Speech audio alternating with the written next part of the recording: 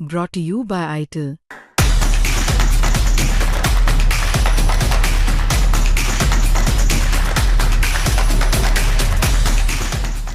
मंत्री हैं एमएसएमई के, नाम है राकेश सचान।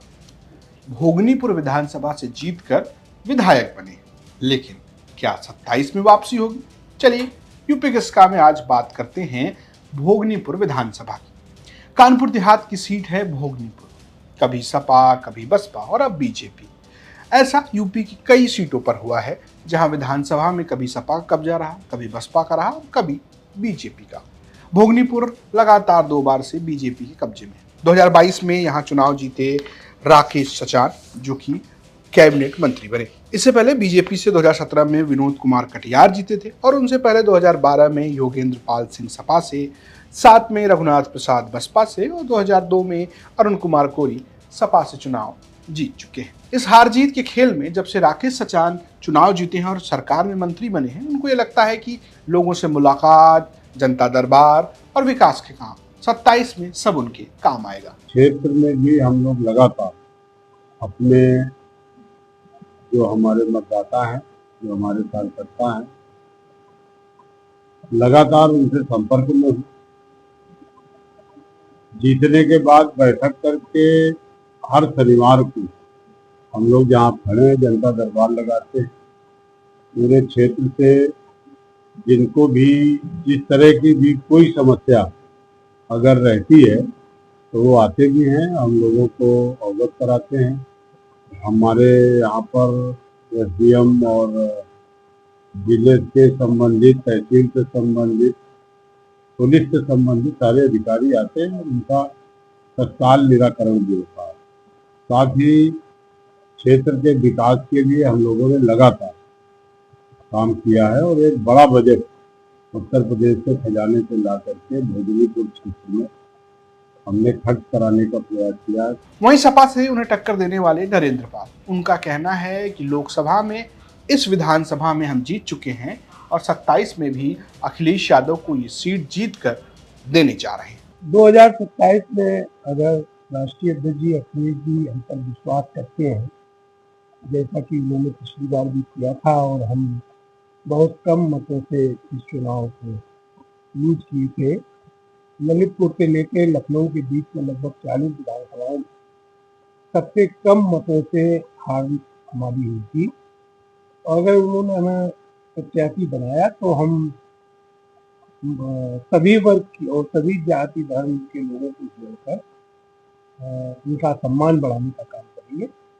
और समाजवादी पार्टी भोगनीपुर विधानसभा सीट में जिस तरीके से 2024 में 31-32 हजार मतों से जीतने का काम किया है और सभी वर्ग जात धर्म के लोगों ने आदरणीय अखिलेश जी पर विश्वास जताया है और इसी वजह से लोकसभा जालौन हम जीते हैं, तो निश्चित तौर पर उस वोट को जो 2024 में हमें समाजवादी पार्टी को मिला है उसको हम मेंटेन करने का प्रयास करेंगे। नेता है, नेता के अपने दावे होते रहते हैं, लेकिन ये सीट क्यों सपा और बीजेपी के बीच कांटे का मुकाबला करती है, इसके पीछे कुछ जाति समीकरण है। एक अनुमान के मुताबिक इस सीट पर सबसे अधिक संख्या दलित वोटर्स की है, जो करीब 85,000 है।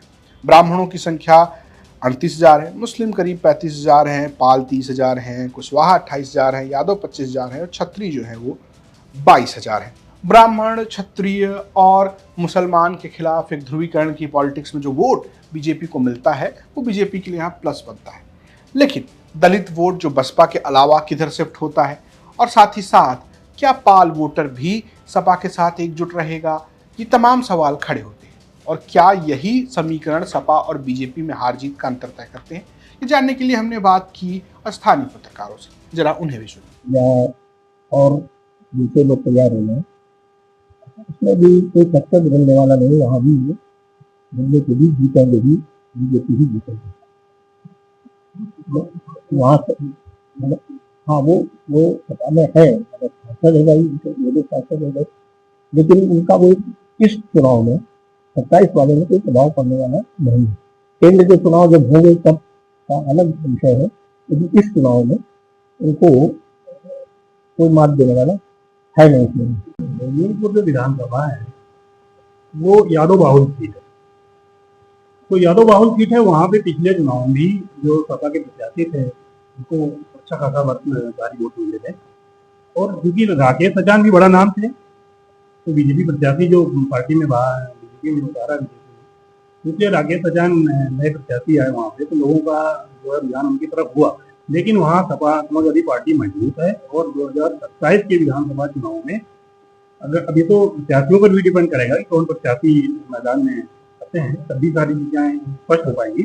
लेकिन फिलहाल स्थिति यह है कि भाजपा और जो है सपा के बीच ही चुनाव होना है और समाजवादी पार्टी की स्थिति वहां कर। दो पत्रकार दो दावे।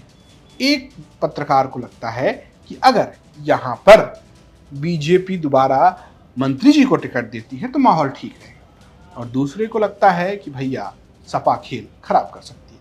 आपको क्या लगता है हमें कमेंट बॉक्स में जरूर बताएं। ये स्टोरी भेजी थी कानपुर देहात से हमारे सहयोगी तनुज ने। देखते रहिए यूपी तक। नमस्कार।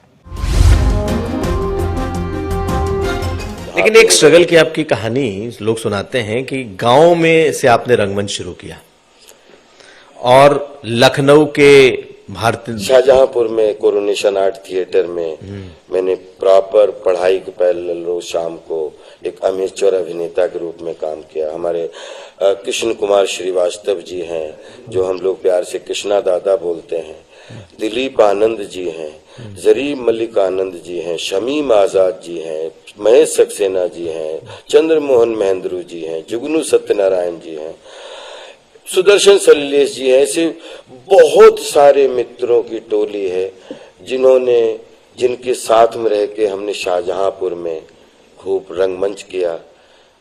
फिर उसके बाद भी सबसे अच्छी बात शाहजहांपुर मेरे लिए बहुत स्पेशल क्यों है कि शाहजहांपुर ने मुझे लखनऊ और दिल्ली और मुंबई जाने से पहले मेरी रोजी दाल चावल रोटी मुझे शाहजहांपुर में जीवन भर के लिए सेट कर दिया था। इतना समृद्ध था कला। अब हाई स्कूल नहीं, कला की बात नहीं, हाई स्कूल पास किया, राजकीय इंटर कॉलेज गवर्नमेंट में इसमें एडमिशन लिया। एक आपके किसी पेपर में निकला कि अप्रेंटिस चाहिए, अप्रेंटिस के लिए, ओसीएफ के लिए, ऑर्डिनेंस क्लोथिंग फैक्ट्री शाहजहांपुर।